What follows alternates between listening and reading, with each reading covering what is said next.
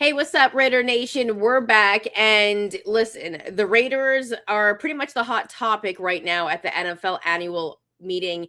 We're going to get into everything that Klint Kubiak said and also Jon Spytek. Raider Nation, what's happening? All eyes are on Fernando Mendoza. Him and Indiana have the pro day today, and everybody and their mom is there. We'll talk about it on the Squad Show. Let's get it. Raider Nation, it's time. This is the Raiders Squad. Everything Las Vegas Raiders every week. Covering all the big hits and game-changing plays from the Death Star in the desert. The way only the Locked On Podcast Network can. Commitment to excellence starts here. The Raiders Squad Show starts now.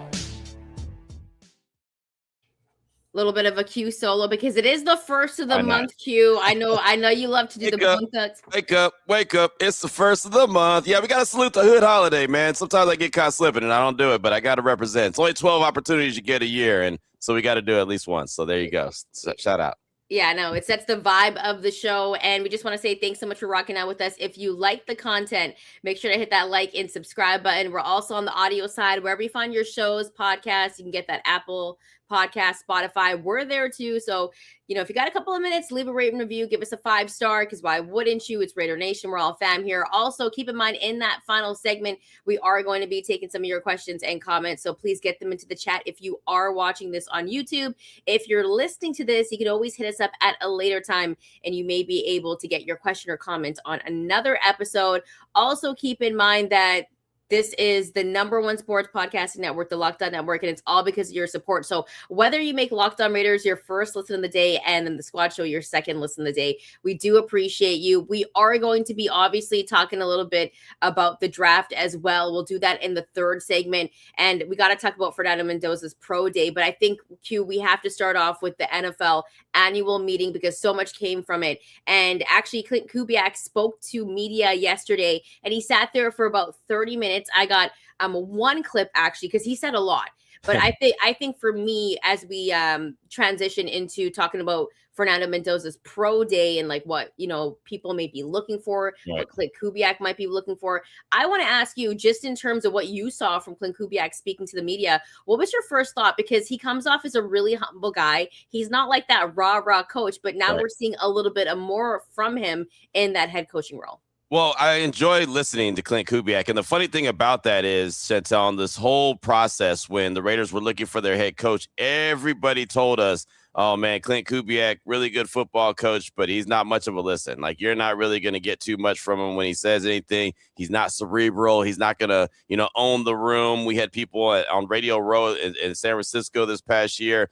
He's not going to, there's no way he can lead a locker room full of men because he just doesn't, he can't capture the room. Like, I don't think he could be a very good head coach. Like, there was real deal people that have been covering him, even when he was in Seattle, that were really throwing a lot of dirt on his name. And I kept saying, and I asked a lot of different people who, know him, know his father, know others. And I was like, is that really going to matter if this dude could coach? Like, I don't need someone to be the rah-rah guy. Hell, I could be my own rah-rah guy. Can the guy coach? And so I remember asking John McClain, who's been covering the NFL for many, many moons. I mean, the dude is a wealth of knowledge. He's probably forgot more football information than I'll ever know. I mean, he's just that knowledgeable. And he said, Q, look, I covered his dad, Gary. Gary was not a guy that's going to get up in front of the podium. Gary's not a guy that's going to go sit there and get the crowd fired up and capture the room. He's not a preacher's son or anything, but he knows how to coach. So he'll be very calm. He'll be honest. The only thing that he'll lie about is injuries, which all coaches lie about, but he'll tell you what it is. He's a straight shooter. He'll get to the point and he'll be just fine. Gary Kubiak's a 4-time Super Bowl winning coach, right? Whether he's a head coach, whatever the case may be, right? I mean, he's got 4 rings, right? And so, and so that was the thing. It's like, okay, that's who Klint Kubiak is going to be very similar to, like his pops. And so far, what I've heard from him and the few opportunities that either I've had to directly talk with them, or even, as you mentioned on yesterday, listening to him talk for about 30 minutes at the roundtable type setting there at the owners' meetings in Phoenix, Arizona, he gives you actually a lot of information. Like, it's not going to be a 2-minute clip where he's talking, but he'll give you 30 seconds, 45 seconds, whatever the case may be. But it's no dancing. It's no side dishes. It's not, the vegetables and the potatoes on the plate. It's literally just the steak, and I'm fine with that. And that's what he gives you. And so when you're listening to him, if you actually listen, and this is something that people have to start to do, an exercise of actually listening. If you listen to what he says, he's giving you the answers to the test. He's telling you what he's looking for. He's telling you how he's feeling about certain players, what his plans are moving forward. Does he want a veteran quarterback? Would it be ideal to have a veteran quarterback? What's the plan moving forward? Why does he feel confident about this job? What is it? You know what I mean? Like, he'll give you the answers. So I really enjoyed. I listened to him, as the Raiders streamed it live yesterday. I listened to the 30 minutes. I recorded the 30 minutes. I went back and played it again. And I broke it down just because I wanted to, hear him speak again and just what he had to say. And I walked away with a lot of knowledge. I really enjoy hearing from Klint Kubiak. And if you want to get him to really open up and talk and put a smile on his face, talk football, and he'll be right there with you. Yeah, and that's what you want from your coach as well. And I would suggest, listen, if you're a Raiders fan, even if you're like a fair weather Raiders fan, which I don't believe there's many because everyone's diehard, but right. I would say go and watch him talk and go watch that interview because he gets to everything. And he might not be that rah guy, but I don't think they need him to be that raw guy. And so let's get to some audio where he talked about what he's looking for when it comes to Fernando Mendoza's pro day, which will be today at 10 a.m. Pacific time, 1 p.m. Eastern time. So let's take a listen to what Klint Kubiak is going to be looking for. Well, I think everything you talking about the pro day, pro day visits, whatever, just the whole process. I think you just want to see how good of a player they are first. That's the starting point, is just spending time watching their games, watching how they handle 2-minute drives, how they handle being down 14, how they handle being up 14, how fast they get up when they get drilled in the face. With the interviews, you'd love to see how well they can communicate and relate to other people that aren't like them. When you see them go to the pro day, how do they deal with the players around them? Like, what's the nonverbal communication look like? How confident do they carry themselves? If they miss a throw, are they eyes going in the dirt, or is it okay, on to the next play? Just trying to get a feel for the whole person and getting to know their strengths and weaknesses. And that goes with quarterbacks or anybody that we're looking at. What really stuck out to me there, Q, was the nonverbal interaction that Fernando Mendoza would be having with his players, which, by the way, this pro day is not even more so for Fernando Mendoza, but it's for his teammates around him as well, for them to shine. That's why he's being shown on TV too, for anyone who wants to watch it. That you want to know how big this pro day is, NFL Network's picking it up. So you mentioned 10 a.m. Pacific time? There it is, right there. Check it out on NFL Network if you want to see it. Yeah, and he wants to make his teammates shine. So that's why he's thrown at the pro day, because some quarterbacks also opt to, hey, I'm not going to throw. So when you heard what Klint Kubiak was looking for, what kind of popped up in your mind, Q? And then what are you actually looking for from someone like Fernando Mendoza as well? Because we want to know that. Well, honestly, Fernando Mendoza, everything I need to know about him, I feel like I know, right? I mean, obviously, once he becomes a Raider and we get to talk to him, we'll know a lot more, and I can come back to the table and say, man, I just learned this, and that'll be, great. I look forward to that. I really want to see how he's supporting his teammates. I really want to see how he's supporting his wide receiver room. I want to see how he's supporting his center. How is he going to be supporting the defensive players, right? Because that's what he's all about, and that's what Klint Kubiak is referring to, right? How does he interact with everybody? How does, one bad throw? Because, look, it's a pro day. They know exactly where they're going to throw the ball, who they're throwing the ball to, what the script is. There's obviously no pass rush. So, I mean, he should look really good. Like, there's no way that we should come away from this pro day and be like, man, that was a terrible performance. I don't see that. But with that being said, there's nothing that he could do today in this pro day that's going to make me feel better about him or worse about him. Like, bottom line. What I saw from him in that playoff run, and I mean, I watched him all year long, just watching college football, but in that playoff run, if that's not enough evidence to let you know who he is, then you just don't want the evidence. You don't want the answers. You don't want the cheat code, right? I'm trying to give you the answers. I'm showing you it's an open book test and you just don't want to read it. That's on you. It's right there in front of you. So I really want to see how he interacts with Omar Cooper Jr., right? He's a guy that I'm very intrigued by. Could the Raiders find a way to land him? Is he a first-round pick? He probably is, but, that's the guy that I'm intrigued by, right? How does he support the running back, right? I mean, there's so many players from that Indiana program that are going to be, drafted this upcoming draft. I mean, D'Angelo Pons on the other side of the ball, defensive back, he's going to go, right? How is he interacting with him? That's what I really want to see. And I had this brought to my attention. This is not an original Q thought. My guy, Adam Hill, from the Las Vegas Review-Journal actually said this on my radio show yesterday. He said, I want to see what, because he's there. He said, I want to see what the Raiders' faces look like when he's making throws. Like, he's like, I'm gonna pay attention more to what the Raiders and their response are when Jon Spytek is standing there next to Klint Kubiak and the rest of the coaching staff is there and the front office is there, and there's a large contingency of Raiders that are going to be there at the pro day. Like, what are their reactions to some of his throws and some of his interactions, and just kind of get some of their body language? That's really what it's all about. But what really excites me about this pro day, Shantelle, is that it just means that the Raiders are one step closer to getting their guy. Right. And I don't know how excited Raider Nation is. I know I'm pumped. This is the first time that I've been covering the team from a professional standpoint where I'm going to get to see the next generation, the next quarterback, the same feeling that a lot of people like Paul Gutierrez and others had in 2014 when they were able to see Derek Carr come into the organization and everyone looked at him as, hey, that's going to be, the savior. That's their franchise quarterback. That's the same feeling I get now in 2026. All right, here goes the Fernando Mendoza era. The Raiders have an opportunity to get their quarterback. And not only that, different from what happened in 2014 when Derek Carr came in, they had Dennis Allen as their head coach, right? Dennis Allen was a defensive-minded guy. He was a brand-new coach, didn't really know his way from this, that, and the other. You're pairing him with an offensive-minded guy. You're pairing him with the guy that is proven to know what he's doing from that standpoint with quarterbacks every step of the way, whether that's in Minnesota, whether that's in New Orleans, Seattle, now with the Raiders. Like, he's going to have that opportunity to grow with this guy, where that wasn't the case with DC, right? DC's head coach was literally a DC, right? I mean, so there's just, to me, this is an exciting time. It's an exciting time for Raider Nation, and I think that the fan base is going to be so fired up once they get their guy signed, sealed, and delivered in the building. Yeah, and listen, Q, you make some great points there just about Fernando Mendoza and what you've seen from him so far. I don't think I need to see anything from him. We saw it all year in college. We saw it in the college football playoff. We've seen him in situations where he has to make a big play. He has to be that guy that has to be the toughest dude on the field, and he's made those plays. What I actually want to see is him just make those throws. And if there is a bad throw, how he kind of reacts.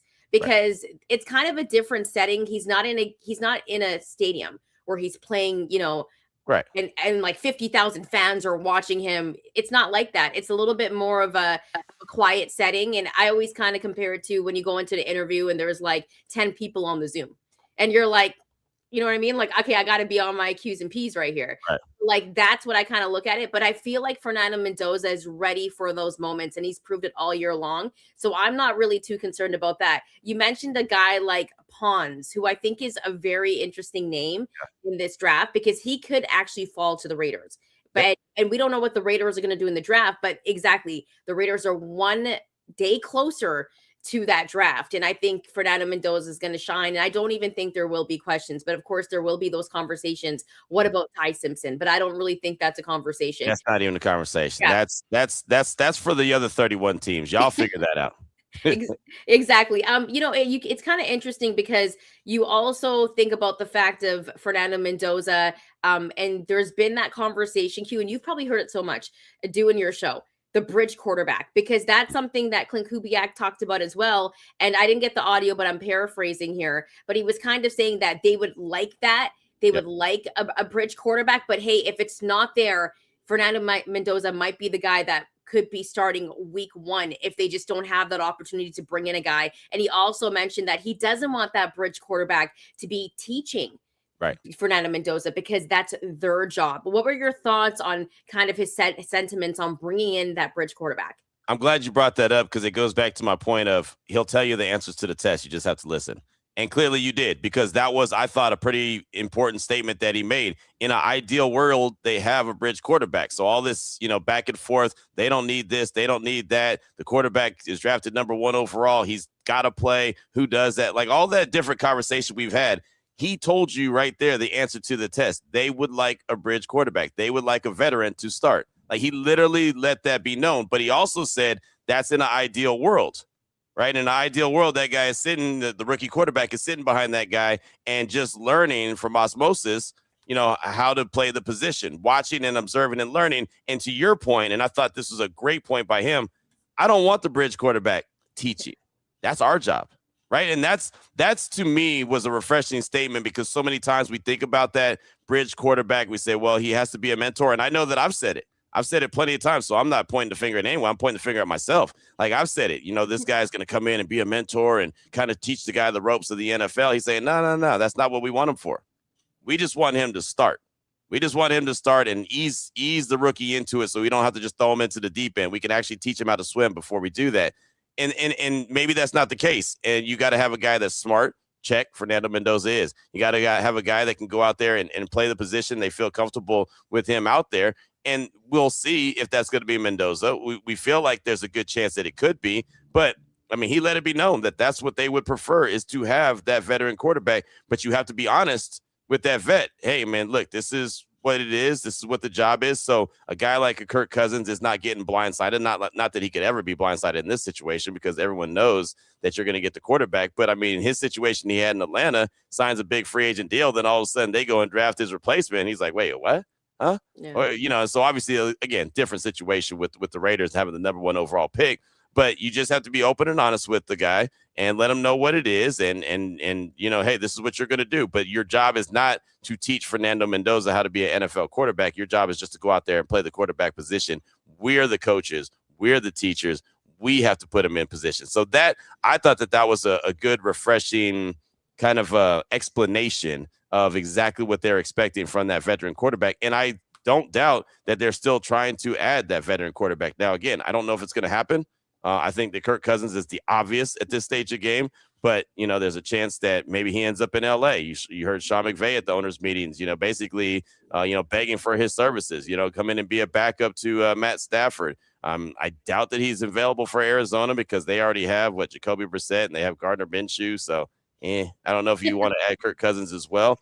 So really, his options are really wearing down. I mean, it's thin. It's be a backup to Matt Stafford, or be a veteran quarterback, a bridge quarterback, I'll say in air quotes, to Fernando Mendoza.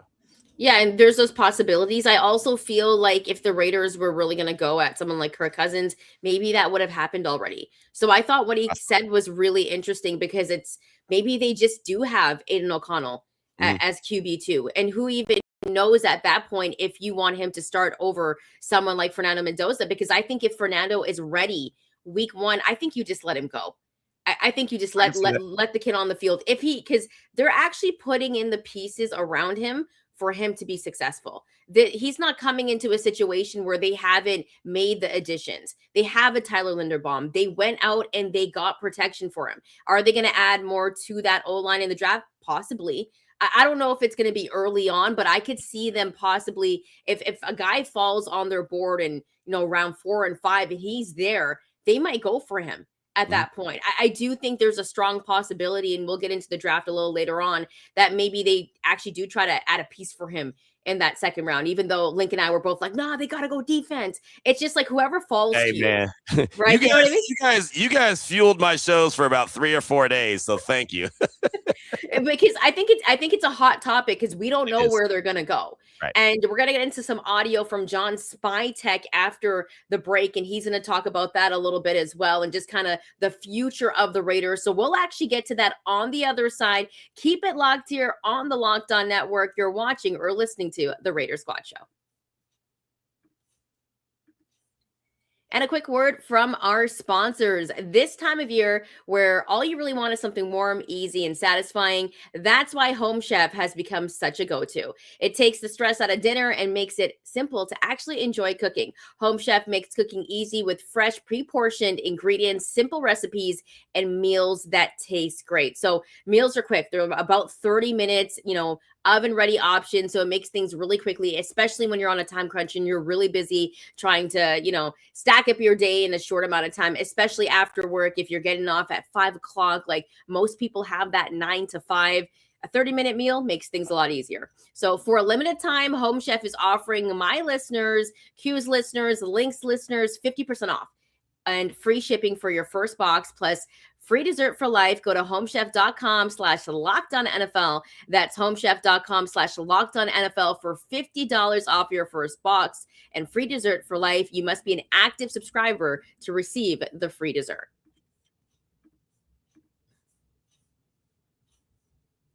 And really quickly, don't forget to check out the Everydayer Club for a free ad episode and access to the group chat. And honestly, it's really cool because if you want to talk some smack to maybe some Niners fans, some Chiefs fans, you can do it there on that chat. And all you got to do is tap into the show links and go to the website. It's lockedonpodcast.com/everydayerclub.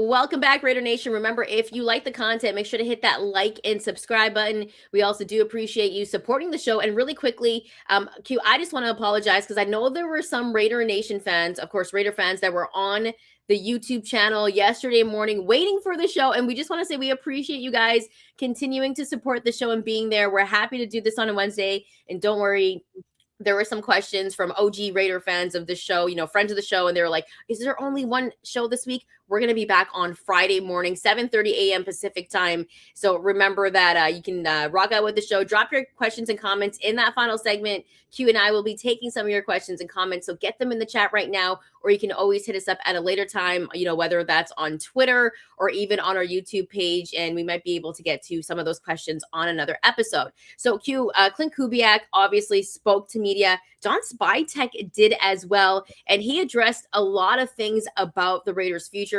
Before I get into that audio, was there anything that really stuck out when Jon Spytek spoke just a couple of days ago to media? Yeah, for sure. Adam Hill asked him a question about that legal tampering period because, he was peppered with a bunch of questions about Maxx Crosby and the failed trade that happened and where he's at right now. And he's been asked a lot of times about the relationship. But Adam Hill specifically asked the question about, well, you had the same amount of time as the Ravens did to change your mind on any of the deals that you agreed to, because obviously the Raiders made agreements with a lot of different players on the first day of the legal tampering period. Was there any thought in your mind to change your mind? And he immediately said, no, we don't operate like that. I thought that was a heck of a statement. I thought it was, first of all, and I had Adam on my show yesterday, I gave him so much props for that question because it's a legit question. And I love the fact that he said, no, we don't operate like that. If we make a commitment, we're going to stick to it. And I thought that not even necessarily being a shot at Baltimore, I thought that was a message to the rest of the league. Like, this is how we operate here. Other guys and other programs, other teams may get cold feet. They may do their thing, but we will stick to our commitments. So they easily could have said, well, we got Maxx Crosby back. We might not need Kwity Paye.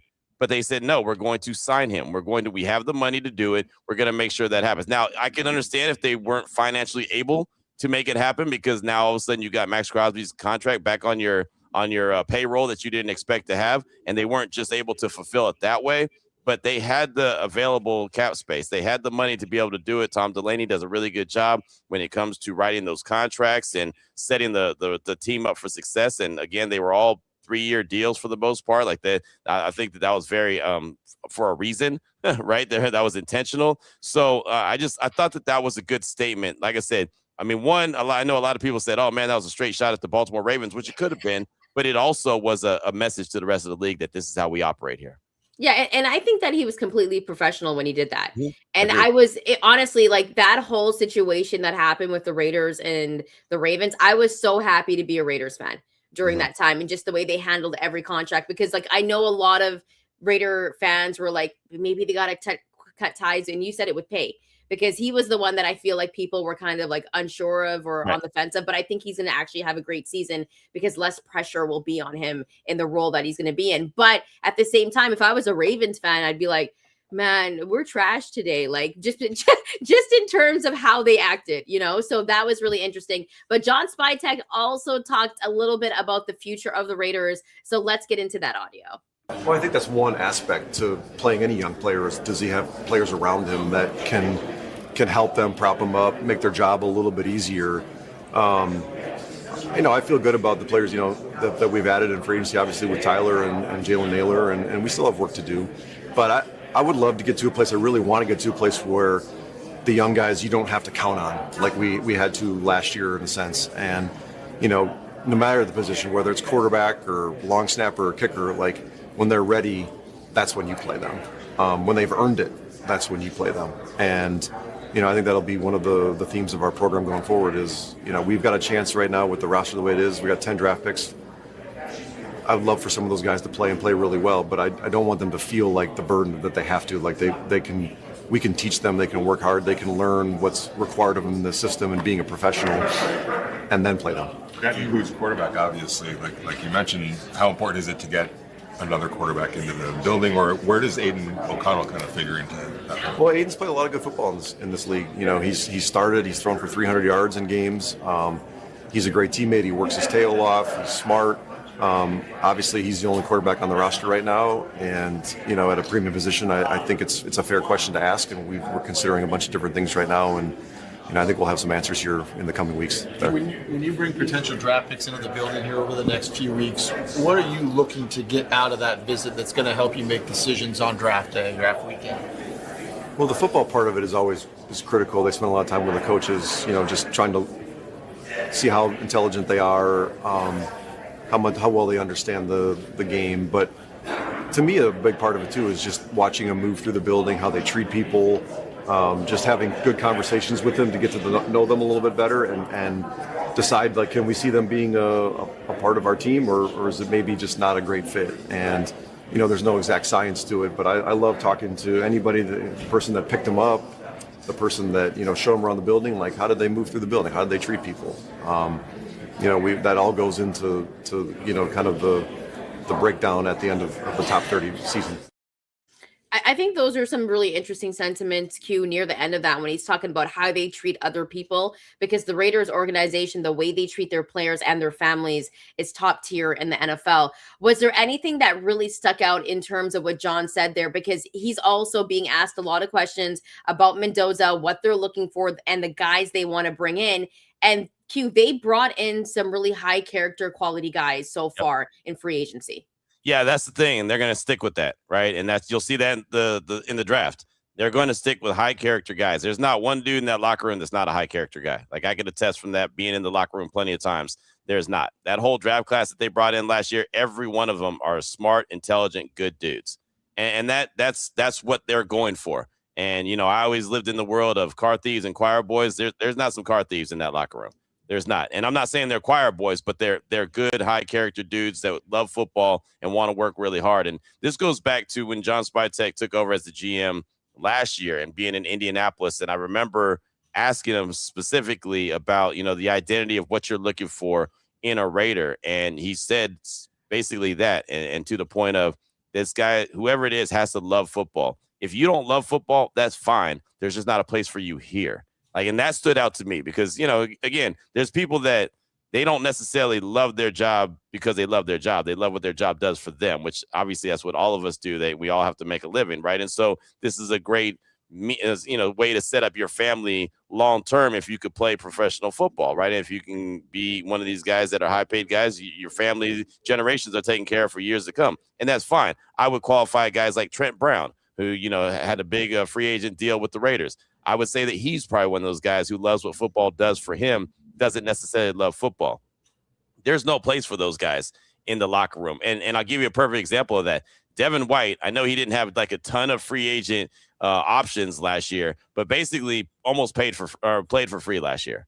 Like, he told me basically what I'm making here on this 1 year deal and what I have to put into it to have my body ready each and every week, I'm basically working for free. Right. And Jamal Adams, same thing. You know, hey, I have to prove that I can still play football. So I'm going to take this deal. It's not very good money, but it's the results will pay for itself. And well, you saw Jamal Adams went back to the Jets. He got a free agent deal pretty quickly because he was able to play all year long. So I say all that to say that these guys have to have football as their passion. And now you look at their head coach. And I just said that if you want to get him to talk and get him to be, you know, fired up or whatever, you want to get the most out of him, talk football. He loves to talk ball, right? And so I feel like the theme is overall, and they're all aligned with each other, which is something that they weren't last year, which is something to get excited about. You know, I mean, these guys all are sharing the same vision. So that's something. But, you know, Spytek talking about, you know, how the guys act in the building when the guy who picks them up from the airport, you know, is driving them in. How did they treat that guy? How did they treat the guy at the lunchroom? How did they treat the guy out there working on the Al Davis Memorial Torch? Like, how do they cheat all those people, security? Like, it's all, they want to see how they interact with people so they know that they're not bringing a bad dude into that building. And that's something that means a lot to every single one of them. That's really one of the biggest takeaways I have from what's gone on since Jon Spytek's been the GM. Another takeaway that I had, Q, was that they're not committing to saying we're taking Fernando Mendoza number one. He was on ESPN NFL Live too, and they asked him, like, should we break the news? And he's like, there's going to be no breaking news today. Right. Do you feel like that's more of a strategy to say to not announce that they're taking Fernando Mendoza, even though we're all like 99.9% sure that they're going to take him? I just think that they look at it like there's no reason. There's no reason to. I mean, look, we've already heard the reports that Brian Griese's working with Fernando Mendoza on the Raiders playbook, right? And so, Kirk Morrison was on my radio show on Monday, and he said, Q, by the time training camp comes around, he's going to have half the offense already installed, right? I mean, so it's like it's a no-brainer that they're taking him. We know that sooner rather than later, it's this month that he'll be announced as the Raiders' number one overall pick. Obviously, we all feel very confident in that, but I just think that they look at it like there's really no reason to announce it. Maybe some team, gets crazy desperate and says, hey, we'll give you every pick that we have, whatever, just throwing something stupid out there for them. And they, keep that option open. But like, you need a quarterback. You want a quarterback. There's a really good one in front of you. You're going to go get him at Fernando Mendoza. Just for hypothetically speaking, Q, since they haven't announced, and I always do this all the time because it makes for conversation and content. It makes for content. This is why you got to do it. We all believe they're going to take Fernando Mendoza. That's what I will say before I start this tangent here. But they haven't said they're going to. And in terms of value, teams are asking, can we get the number one pick? If you're the Jets and you're sold on Fernando Mendoza after this pro day, then you're getting calls from the Jets. Maybe you're getting calls from the Arizona Cardinals. And you figure, hey, next year's draft is the quarterback draft. I'm using air quotes right here, okay? If you're watching this on YouTube, which is what they said about this draft. And then there's a guy named Kirk Cousins sitting there, Q. He's sitting there and he has experience in your system and you're not sold on Fernando Mendoza. Let's just say that. Say that they're not. Is there a possibility where you would be like, you know what? Maybe we go and get Kirk as just that Band-Aid like we have in the past, but he can fit into the system. He has pieces in front of him. We just brought in Tyler Linderbaum, and then maybe next year we can go and get our quarterback. Is that crazy for me to just think and throw out there right now? Because it is a possibility. I mean, yes, it's crazy, but two, it is a possibility. Only if, to your point, they're not sold on him. Now, I believe that they're sold on him. From everything that I've heard, they're sold on him. And matter of fact, I'll tell you right now who it was. This is who's at his pro day right now, according to Vinny Bonsignore. Fernando Mendoza's pro day has GM Jon Spytek, head coach Klint Kubiak, director of scouting Brandon Jurgen, assistant GM Brian Stark, vice president of player personnel Brandon Hunt, VP football ops Mark Thews, offensive coordinator Andrew Janocko, quarterback coach Mike Sullivan. Yeah, they're interested. They're intrigued. They're all there. Those are all the people that matter in the Raiders organization are all there. The only person that's not there is MD and Tom Brady. Right? I mean, but for the most part, they're all there. So, I mean, in a scenario where they're not sold on them, sure, right? You could try to hold that for a king's ransom, but there's no doubt in my mind. I feel very confident saying that they're sold on him, and he'll be the number one overall pick in 22 more more days. Yeah, listen, you just have to play that hypothetical question. No, you don't. Just for reason. Just stop it. Cut it out. No, I don't. I mean, you're right about it. I don't like well, next year you can go get that quarterback, because I promise you for a couple years now, I've been told that the next draft is going to be the best draft. And guess what? It hasn't been. In 2025, that's all they told us, right? Man, if you need a quarterback, 2026 is your draft. Arch Manning's going to be there. Lenora Sellers is going to be there. Nussmeier is going to be the man. Aller's going to be the man. Klubnik's going to be the man. Like, they had all these different guys. Not one time did anyone say Fernando Mendoza was going to be the man. Not one time did anyone say Ty Simpson was going to be a man. But here we are, right? Here we are. Those are the two quarterbacks that we're talking about. And the gap between Mendoza and Simpson is not even close.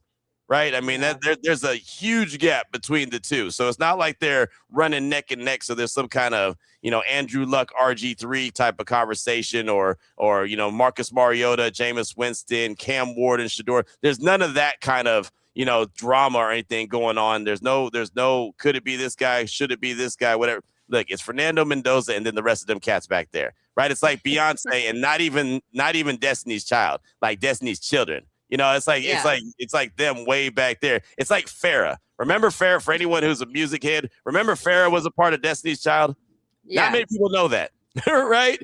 Yeah. Farrah's in Fresno at the gas station, right? She's pumping gas at the gas station now. That's who Farrah is. So that's where the gap is between Fernando and Ty Simpson, right? You know what? This might be the best breakdown ever because I don't think anyone compared the gap between Fernando Mendoza and the rest of the quarterbacks in the draft to Beyonce and Farrah. But I will say this is that Kelly's just as talented, but it just didn't work out that way. But Right. Listen, I want to the game. There's levels to the game here. And like I said, no disrespect to Michelle and Kelly, they're fine. But again, the gap between the Fernando Mendoza and Ty Simpson is Beyonce to Farrah. So look it up for any other children out there that didn't know about Farrah, original member of Destiny's Children. Yes. I guess like the second coming of it, but we won't get into that breakdown of Destiny's Child. But that might be my favorite cue so far in terms of comparisons. But you know what? I agree with you. And there's going to be a lot of talk about Fernando Mendoza and Ty Simpson, but it's just for content purposes. And people want to argue about this. And we are going to get into some Daniel Jeremiah audio on the other side. So we'll get a listen of that. You kind of mentioned it already in terms of what he mentioned in the audio, but we'll get to that on the other side. Q, I also think it's really important to mention really quickly, because I forgot to do this in the first half. I was so excited to talk about this part, is the fact that the Raiders finally have a succession plan as well. And this was something that was a huge topic at the NFL annual owners meeting as well. And, really quickly, in case you hadn't heard, so the majority of the Vegas Raiders this is what it will look like after the Davis family. So on Tuesday, which was yesterday, the team owners voted to pass a Raiders ownership succession plan from the Davis family to current minority team owner Egdon Durbin. And so the NFL approved a sale of 7% of the Las Vegas Raiders, and the value for it was over $11 billion. And I did see a quick clip from Mark Davis talking, and he said, you rest in peace to Mrs. Davis as well, because this was a conversation they were having when she was still around. And he also talked about how he's not married and how he doesn't have any kids and how the NFL kind of forces you to have a succession plan. So I don't know if they're doing it like how much they're doing it in terms of like 3% at a time, but Durbin does own more of the team, and I believe Mark Davis will end up owning about like 40% of the team. Well, yeah, before the sale, and this was a breakdown from Albert Breer I'm checking out right now. He said ahead of the owner's approval of the transaction was yesterday. Mark Davis owns 40% of the Raiders right now. So this sale would take him closer to the league minimum for a controlling owner, which is 30%. So what happened with Egon Durbin, he already owns 7.5% of the team, right? Tom Brady is a 5% minority owner. He's buying another 7% this year. Half, 3.5 is happening now, which was Tuesday. With the owners voting on it, and then with the other 3.5 to be sold to Durbin by the end of the 2026 calendar year. And so Mark Davis, in that clip that you were talking about, said that Egon Durbin now owns 7% more of the organization. So it is a succession plan. MD doesn't have any any kids, any wife, like he mentioned. So now that Mrs. Davis, rest in peace, Carol Davis, is passed away, they have to set up a succession plan. That's every team in the National Football League. So if and when Mark Davis decides, hey, I'm going to go ahead and sell the team, Egon Durbin's going to have the first right to refusal. It's going to be his organization. He'll be that guy. Now, he can choose not to do it, but I don't think he'd go this far in if he wasn't going to be that guy. And that's Tom Brady's dude. So that just means that Tom Brady would probably end up owning more of the organization as well. And if something were to happen to Mark Davis, knock on wood, you don't want anything to happen to anyone. But if something were to happen, then that also would be the case. So that's basically what it is in a nutshell when it comes to the succession plan for the Raiders. Yeah. And so, the Davis family still having some ownership, but this is just a good plan to have just in case anything was to happen. Of course, we don't want anything to happen, but the NFL makes you do this so that there is a plan. So if you're worried about the Davis family not owning the Raiders anymore, don't worry, that's not happening just yet. Mark Davis doesn't plan to, fully get out of the business in terms of owning the team, but this is just a plan that the NFL owners make you have. So coming up on the other side, though, we are going to talk a little bit more about Fernando Mendoza and the NFL draft. And also in that final segment, Q and I will be taking some of your questions and comments. So if you have any questions or comments and you're watching this on YouTube, please drop them in the chat right now. And if you're listening to this, you can always drop them in the chat on YouTube at another time, and we may be able to get to it on another episode. But we'll be back after this quick break. So keep it locked here on the Locked On Network. You're watching or listening to the Raider Squad Show. And a quick word from our sponsors. Quick shout out to Robinhood. What if sports were traded like markets? Now you can put your sports IQ to work in real time with Robinhood prediction markets. It's not you against the house. It's you participating in a live market. You can buy or sell your positions live all game long. Use your sports knowledge in moments that matter. Robinhood prediction markets changes the game. It's people moving to action. So when the momentum shifts, you can move with it. I always knew the game, but never had a dynamic way to apply that knowledge. Now I can actually take part live in a market powered by people. You're no longer just a spectator. Play-by-play, you decide. Trade every play with Robinhood, now available across the U.S. Download the Robinhood app now to begin. Welcome back, Raider Nation. Remember, if you like the content, make sure to hit that like and subscribe button. We're also on the audio side, wherever you find your shows and podcasts, we're there as well. And remember, as I mentioned before we took that quick break, in that final segment, Q and I will be taking some of your questions and comments. So please drop them into the chat. Now, obviously, we kind of touched on it a little bit, Q, because everyone's talking about Fernando Mendoza and Ty Simpson. And of course, Dan Orlovsky has made a lot of comments about how he doesn't believe that gap is as big. And as you heard Q say, given a great breakdown, that it's a big gap. It's like Beyonce and Farrah, okay, which is like unreal. Okay. But Daniel Jeremiah, who's actually one of my favorite people when it comes to like building the draft board. And I always take a look at like who he has on the draft board, who his favorite guys are in round 1 and 1-2. He also talked a little bit on Pat McAfee Show. This was just before the weekend last week, about Dan Orlovsky's thoughts about that gap. And then also about Fernando Mendoza and Ty Simpson. So let's take a quick listen to that. Yeah, there's a lot there. I mean, first of all, I'll start with Dan, because Dan and I are buddies as you guys are, and texting all the time over the last month. Wow. And this is something, as you know, he was kind of building up to this and doing all the work. And I just told him, look, if you've done all the work and watched everything and you believe that way, then absolutely stand by your opinion. And that's what he did, and that's what he gets paid to do. So I thought it was a good conversation you guys had. It's mimics what happens in the room. You'd be surprised. You'd think there's some no-brainer, there's no discussion or debate, and you'll have somebody in the room who feels differently on just about every single player. So that's a little bit of what goes on in the draft room. Now, for me, I've been a Fernando guy from jump, and talking around to people, not with the Raiders, but other folks. It was, Fernando Mendoza is working with Brian Griese right now, and it's not so much that they're working on footwork, they're installing the Raiders offense. So he's nice. I mean, he's full speed ahead. I think this is the same thing that happened with Burrow, where you can use this time to really try and, learn a lot of the core verbiage and concepts along with an offense. So it feels to me like I'm shocked, stunned, astonished if he's not the first overall pick. I don't see that going any other direction. Yeah, no surprise there in any of the things he said. And you mentioned Brian Griese in that other segment that we just did. Q, to know that they're setting in place for Fernando Mendoza to be extremely successful, and knowing that Fernando's going to have this experience, and we're pretty sure that he's going to be the number 1 overall pick. What are your thoughts on how they're kind of setting him up for success? I mean, I think they're doing the right thing, right? I mean, they went out there, and when they addressed the center position and went out and made Linderbaum the highest paid center and gave him all that guaranteed money, I think that they showed the dedication to making sure that they have the proper pieces in place for him and anyone else, right, to be able to operate this thing correctly. I mean, again, I know it's boring sometimes, but, you literally build teams through the trenches, and that's what they're showing a dedication to being able to do, right, with the guys that they brought in free agency, and they've got 10 draft picks to address that as well. They're going to continue to try to build up this offense and put Fernando Mendoza in the best position possible. And I'm glad you brought up, Daniel Jeremiah. He's one of the guys I respect the most as well. And he's the one who dropped the nuggets on me when it came to the 3 Ps, right? The play caller, the protection, and the playmakers, right? And the Raiders have the play caller. Klint Kubiak's that guy. Check that box. Playmakers are being put in place.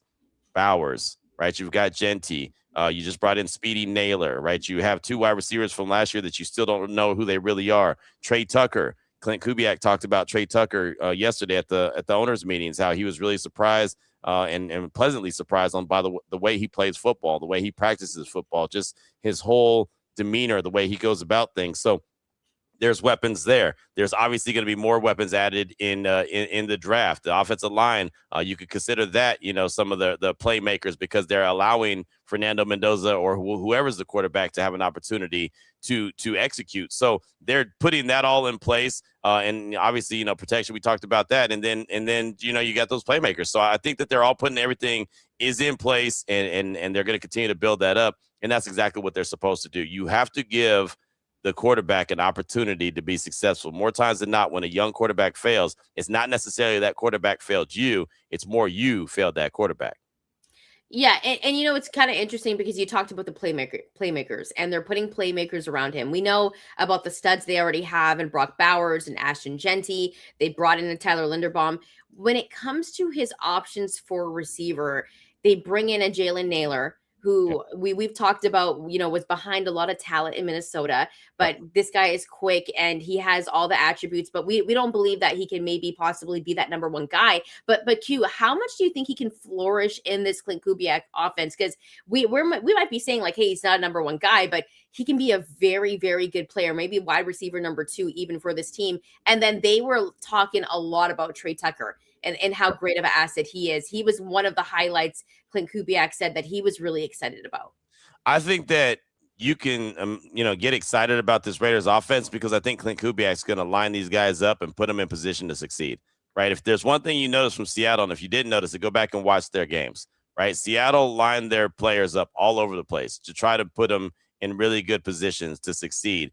Again, going back to another thing that Klint Kubiak said at the owners' meetings yesterday, they were asking about the importance of having that number one wide receiver and that big body wide receiver. And again, going back to, in the ideal world, you have that. But if you don't have that guy, okay, you work with what you have. And you, as he said, you get them open on Sundays.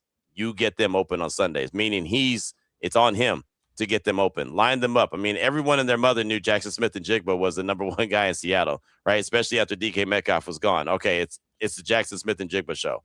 And so many times, more times than not, there was a position, there was some pre-snap motion, there was some of the the magic tricks going on in the backfield that all of a sudden you see JSN lining up somewhere. It's like, wait, hold on. It's like, where's Waldo? Where'd he go? But he was always lined up in a position where he's going to get schemed open. And when you have a really talented player anyway, that makes it even that much better. He's literally a number one wide receiver that Klint Kubiak was also working to scheme open and get open and give him the right mismatches so he can exploit them. That's what I'm excited about with whoever they bring into the mix. And even a guy like Brock Bowers, you get excited for him, right? I mean, all eyes are on 89 when the Raiders offense is out there. Where does Klint Kubiak line him up? How does he put him in position where he can be the best version of himself? And if we haven't seen the best version of Brock Bowers yet, which I don't believe we have, that's dangerous because his rookie year was pretty incredible. I couldn't believe how they were able to open up JSN like that and how he was still able to beast every week. It was incredible. And it was just the fact that he was in that Klint Kubiak system. So, you mentioned that he's going to be able to line up these guys in the best way possible. One guy that I wanted to bring up, Hugh, was Michael Mayer, because he was a name that was floating around last offseason.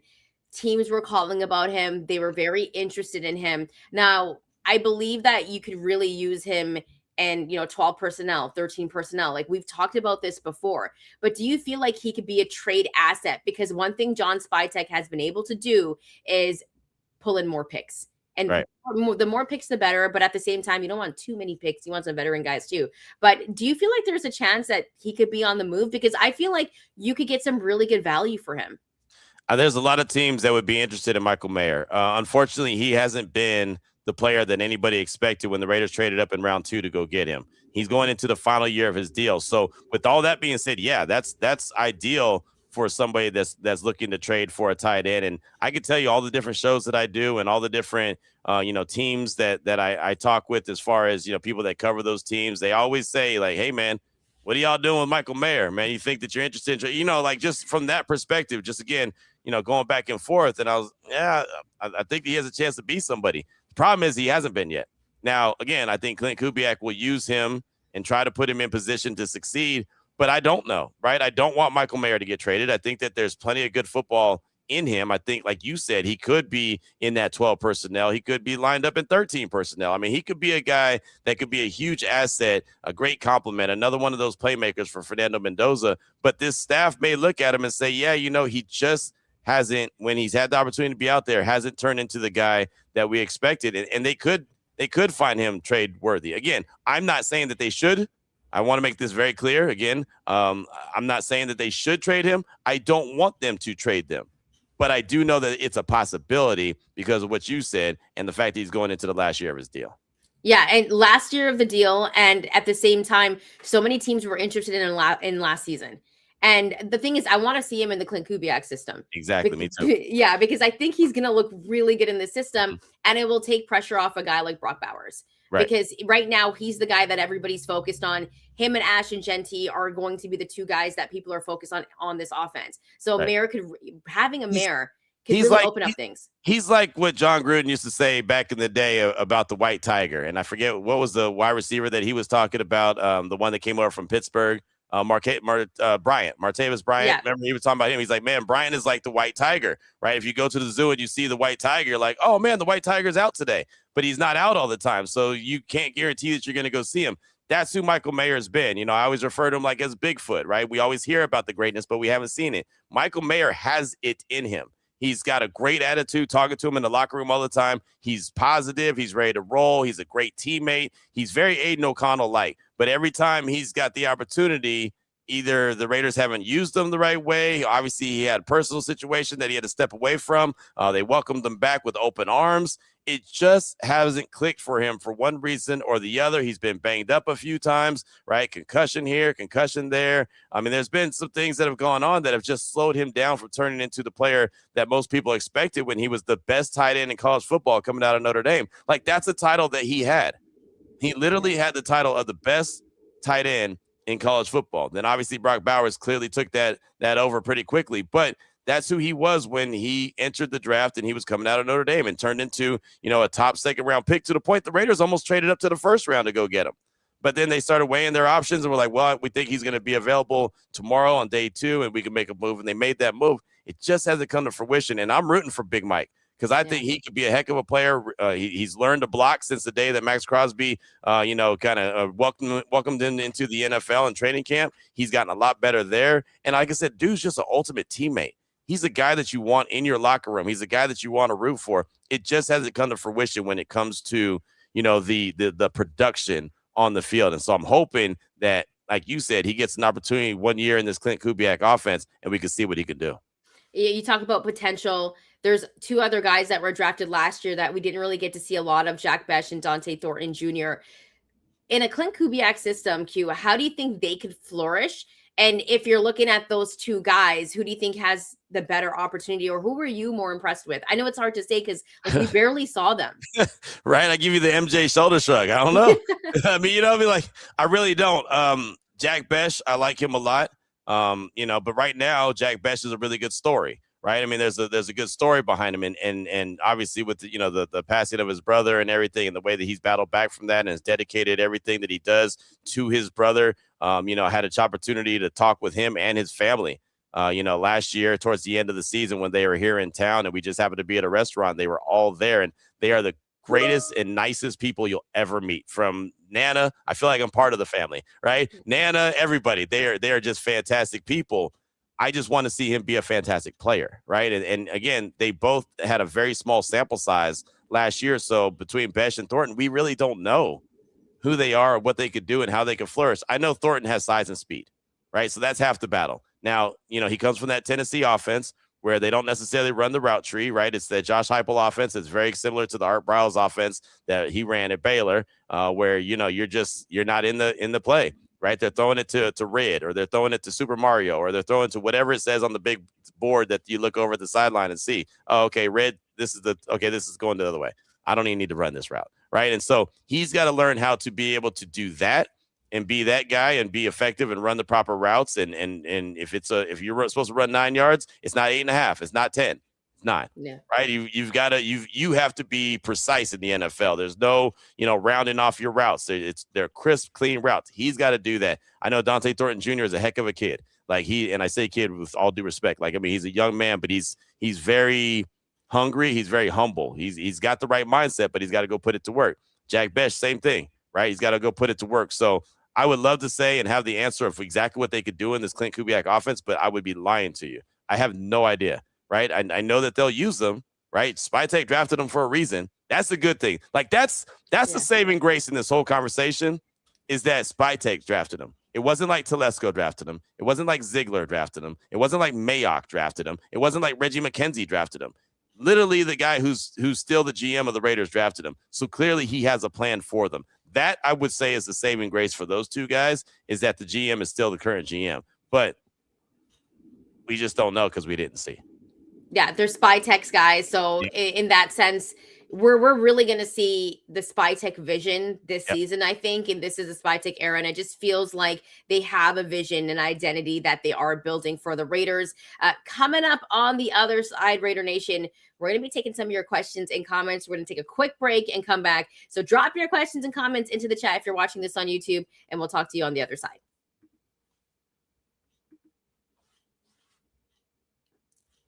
All right, welcome back, Raider Nation. If you like the content, hit that like and subscribe button.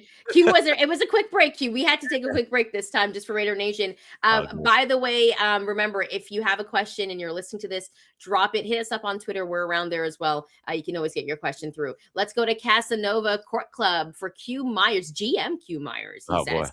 Lots of talk about drafting a nose tackle at 36 in that second round. Thoughts on just giving J.J. Pegues a shot and maybe adding a veteran nose tackle like DJ Reader instead? I think that's a strong possibility. I think a lot of people forget about J.J. Pegues and Tonka Hemingway, right? Those guys did have some pretty good production their rookie year towards the end of the season, right? So those are two guys that I think people have forgot about. I remember, early in this draft process, I was thinking about, a big nose tackle or defensive tackle in that second round as well, because they're going to a 3-4, but I think that that's a little bit more overblown than it really needs to be. And with the draft being a much deeper draft than people probably expected at that position, I don't think that that's a priority in round number 2. Now, with that being said, again, going back to the conversation that we had with you and Big Link when we're talking about what do they do in round 2, if there's one that happens to be there that's a really good player, why not go get him? Matter of fact, here is it. Matt Miller from ESPN. He had Caden McDonald, the big defensive tackle from Ohio State. He had him going number 38 overall to the Houston Texans. And it's funny, I talked to him on my radio show last night, and I asked him about him slipping into round 2. And he said, I think he is a round 2 guy. He said, I thought about adding him to the Raiders. I thought about mocking him to the Raiders at 36, but then thought I would address and take care of Fernando Mendoza. So he ended up giving him Denzel Boston at the wide receiver position. But he said, I could see him fitting in with that Raiders defense, what Robbie Leonard wants to do. He's like, I also could see D'Amico Ryans in Houston wanting him. So that's why he selected him at 38. So if McDonald is there, I wouldn't, and that was literally their best player that they feel like was available at that position. I could see them going in that direction. I think that's why this draft is so intriguing. You could do so many different things and go in so many different directions. Yeah, and there's depth at different positions. And I actually like that Denzel Boston pick, because Denzel Boston is an absolute stud, even though I want the Raiders to go defense in that with that second pick. But, those are some great points. Really quickly as well from Andrew Fraser, 4685. He says, Q, how many yards do you think Ashton Jeanty gets with a revamped O-line? I got him for at least 1,400 yards. I mean, it's so difficult to tell. I mean, this offense, we know that there's going to be emphasis on the run game, but we also know there's going to be a wingman. Clint Kubiak's words, not mine. So I don't know how much work that wingman is going to get. 1,400 yards is a lot of yards rushing. I haven't looked at the stats lately, but I don't know where 1,400 yards would have put them last year. I feel like it would have been towards the very top because it wasn't one of those Saquon Barkley 2,000 yard seasons. But I mean, Ashton Jeanty, I think sky's the limit for this dude. right? I mean, if you told me that he was going to have 1,300 yards from scrimmage his rookie year and have 10 touchdowns, I would have told you the day that he got drafted, it was in Green Bay. I would have said, man, that's a great season. Now, we know that his season wasn't great because of everything around him and what he was working with that offensive line. He still came up 25 yards short of 1,000. So clearly, to Andrew's point, he could easily get 1,400 yards. If he got almost 1,000 yards behind that offensive line last year and that terrible offense that they had, and just everyone's pinning their ears back tackling him before he even got the ball. And he still almost got 1,000 yards. So, yeah, 1,400 yards is achievable. I just don't want to put any expectations as far as what he's going to do. I just know he's going to be better. As long as he stays healthy, he'll be better in this offense because it looks like there'll be a lot more in play, including that offensive line will be a lot better. And that zone blocking scheme that they're going to be running is very user-friendly, very running back-friendly, and Ashton Genty knows it really well.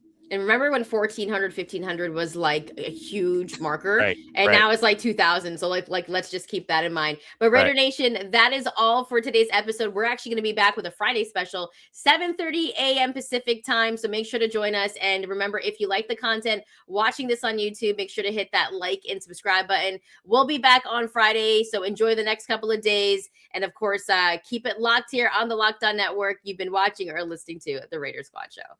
Yes.